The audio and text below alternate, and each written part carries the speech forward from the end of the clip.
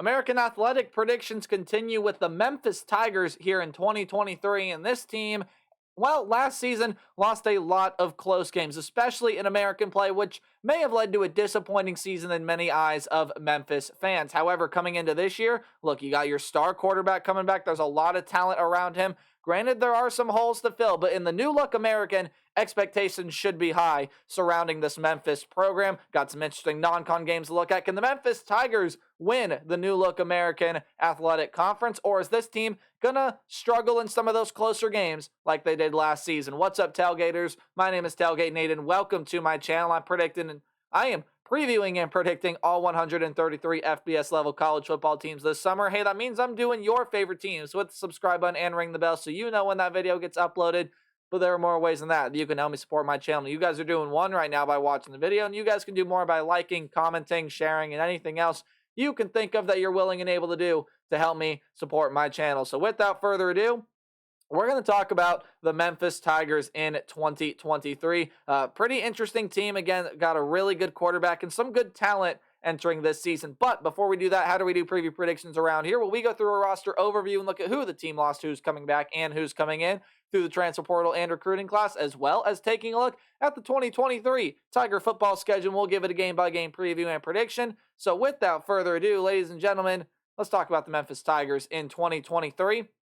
Again, another team out of the American Athletic Conference. Quarterback room. Well, there's only one name that I feel like I need to mention here, and that is Seth Hennigan. 3,571 yards, 22 touchdowns, 8 interceptions on 64% completion percentage. He is a really good quarterback for this Memphis team, has been for quite some time there as well, as even if you go back to 2021, that was another 3,000 yard season for Seth Hennigan 2 years ago. Last year exceeded that passing numbers total, should be able to do so again this year. He's got some good talent in the wide receiver room, which we'll look at here in a little bit. But before we look at that, we got to look at the running back room. Your second leading rusher is going to be gone. That's Asa Martin. Had 85 carries for 435 yards. That's around 5 yards per carry and 7 rushing touchdowns last season. But who do you return on this team? Well, a lot of very talented pieces, right? Javon Ducker was the team's leading rusher last year, former Northern Illinois transfer. 554 yards, 7 touchdowns last season. But you also get guys like Sutton Smith and Brandon Thomas coming back to this team, not to mention Seth Hennigan. Had 289 rushing yards and 4 touchdowns on the ground last season for him. But you also do get some transfers coming into this program as well in Blake Watson and Catravion Hargrove as well. Both those guys should be solid pieces in the running back room for them this year. Hargrove is a former 4-star out of high school, coming over by way of Mississippi State. And then Blake Watson is coming over by way of Old Dominion. So anyway you slice it, this is a really good and really deep running back room for the Memphis Tigers this season. Now the wide receiver room. Who is Seth Hennigan going to have to throw to? Well, he is losing some big pieces out of this wide receiver room, as Eddie Lewis was the team's leading receiver last year. He is gone. 615 yards and 7 touchdowns last season on 42 catches. You also lose Javon Ivory, who was the second leading receiver among wide receivers, third overall, 586 yards and 2 touchdowns last year. And then Gabriel Rogers, who didn't have a touchdown catch, but in 40 catches, had 489 yards. So all three of those guys, pretty substantial losses to this Tiger wide receiving unit, as they were the top 3 receivers among wide receivers last season. So you're going to need guys to step up playing some bigger roles. They have the athletes to do so. Joseph Skates was the team's 5th overall leading receiver, still had 412 yards on only 18 catches and 4 touchdowns as well. Rock Taylor, Kobe Drake, some other names that come back. And wouldn't you know it, some transfers do enter this program. Toski Dove is a former 3-star out of high school, coming over from Missouri. And then Demir Blankumsey, apologies if I said the last name wrong, but Blankumsey is a former 3-star out of high school, again coming out of Toledo to help boost up that wide receiver room. And then the tight end room, well, you get a pretty big loss here as well, as Caden Price-Scorn has left the team. 602 yards, 7 touchdowns. He's transferred over to, I believe, Ole Miss. And you do get some tight end transfers, though, to help try to replace him.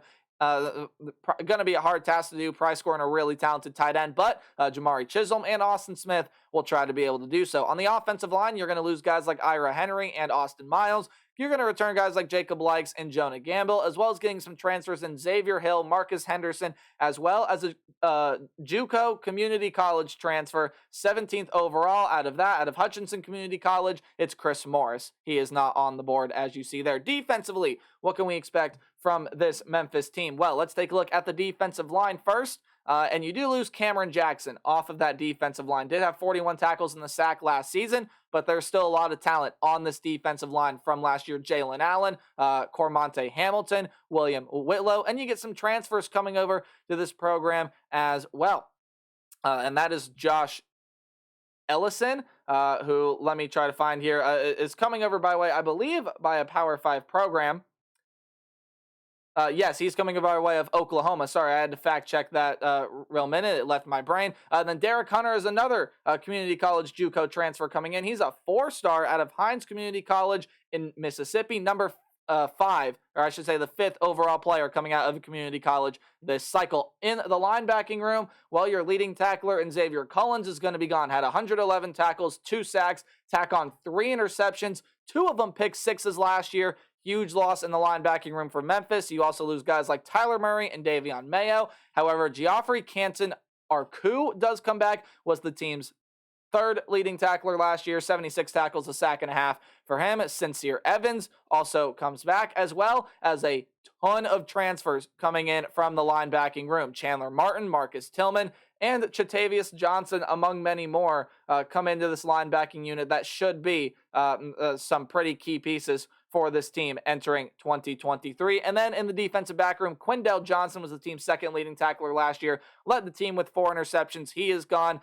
Sylvanta Oliver had 3 interceptions last year. He is gone as well. Then you also lose Ladarian Polk. But good news, Greg Rubin does come back, had 4 passes defended, 40 tackles last year. Davian Ross had 6 passes defended, 43 tackles last year, tack on an interception. And then you get some transfers. Simeon Blair is coming over from, I believe, Arkansas. Yep, it's Arkansas. And then Malik Feaster coming over as well as an Ohio State transfer, and Jalen Johnson. Your head coach is Ryan Silverfield. Your offensive coordinator is Tim Cramsey. And your defensive coordinator is Matt Barnes. As we take a look at the Tigers football schedule for 2023, it looks like this. Any game you see in green is a game that I think Memphis will win pretty easily. Any game in yellow is a game where they're going to have their struggles, or it's a very close back and forth game. But ultimately, I do have the Tigers pulling out the win, and red is a loss. Should start out week 1 with a win against Bethune-Cookman. No real doubt there in my mind that Memphis will win week 1. I also think they're going to win week 2 pretty easily.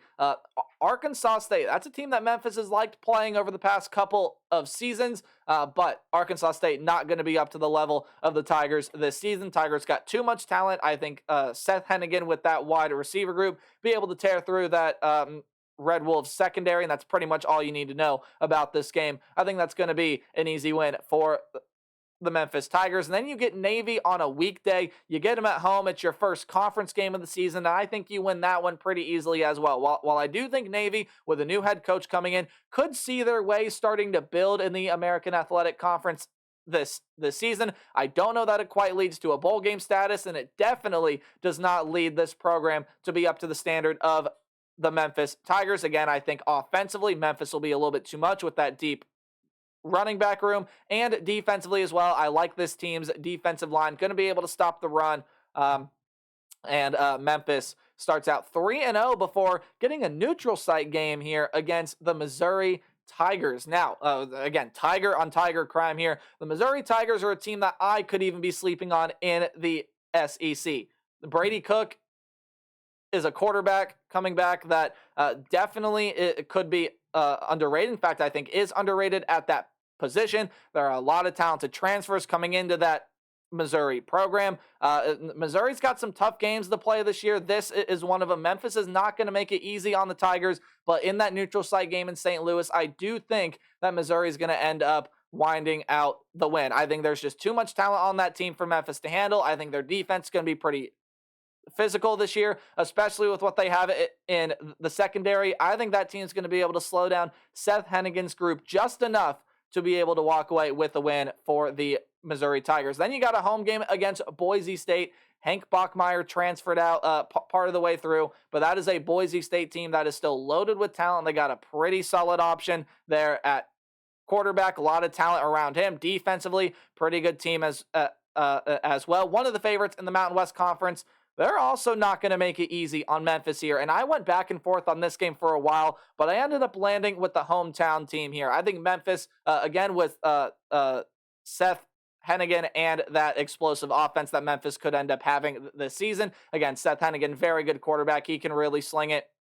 I think they're going to be able to bring it against that Boise State Broncos secondary. Having this game at home, having the crowd on your side is huge, and I think Memphis wins that game. There is a perfectly timed bye week then here because you get a Friday night game against the reigning conference champs. That is the Tulane Green Wave. Now, Tulane also has a bye week before this one as well. So both teams are going to be rested up and both teams are going to be giving it their all. This is a huge game for Memphis. This has conference championship implications, maybe New Year's Six implications written all over it. But I think Tulane is going to be just too strong for the Tigers this year. I really like what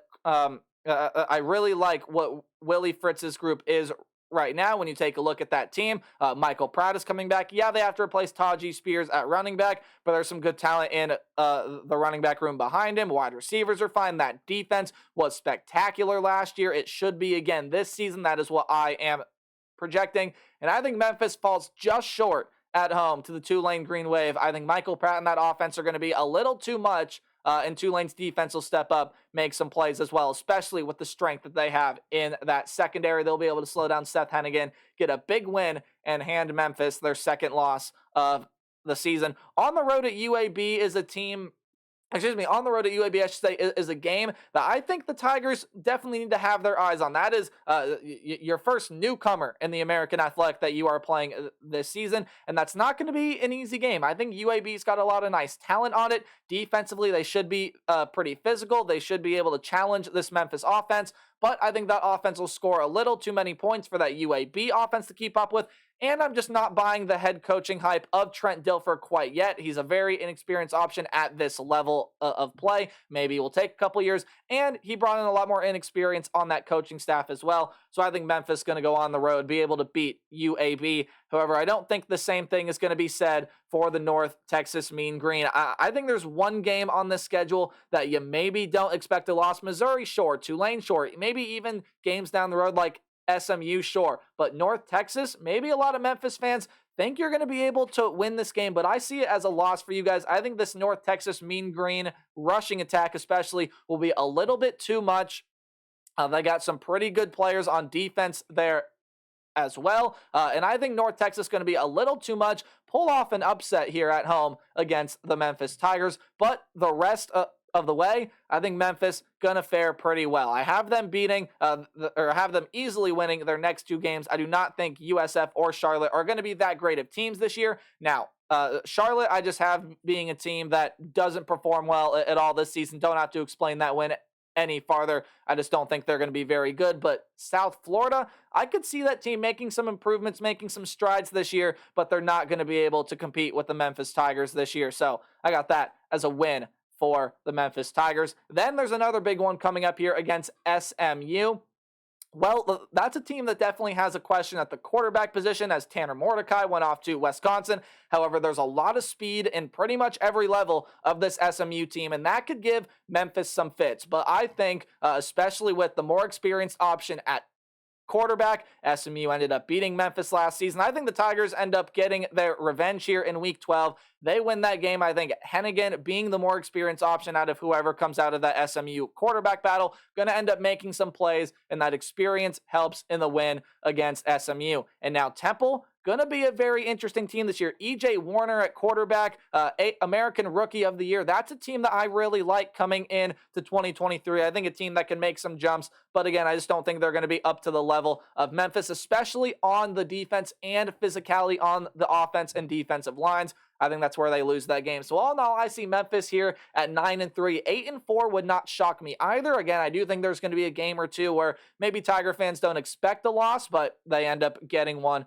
But all in all, pretty solid season for Memphis. This is a team that definitely can compete for the AAC title. That's going to do it for my thoughts on the Tigers. Let me know yours in the comment section below. And as always, play hard, but tailgate harder. See you guys in the next video.